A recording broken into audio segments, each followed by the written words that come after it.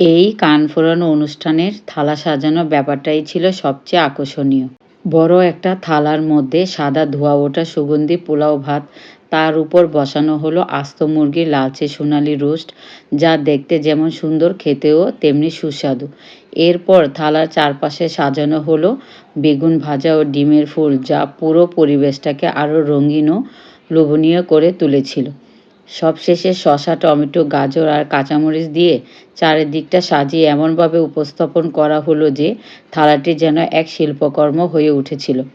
খাবার পরিবেশনের পর সবাই মিলে একসাথে বসে আনন্দের সঙ্গে খাওয়া দাওয়া করলাম।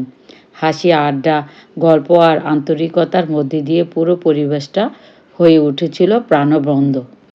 শুধু খাবারের স্বাদই নয়, একসাথে বসে ভাগাভাগি করে খাওয়ার আনন্দটাই ছিল সবচেয়ে বড় প্রাপ্তি। এমন ছোট ছোট আয়োজনই পরিবেশকে আরও কাছাকাছি আনে, সম্পর্কের বন্ধনকে করে আরও দৃঢ় ও উষ্ণ।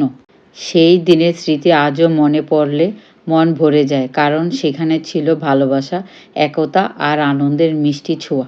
ভিডিওটি ভালো লাগলে লাইক, কমেন্ট, শেয়ার করবেন। আল্লাহ হাফেজ।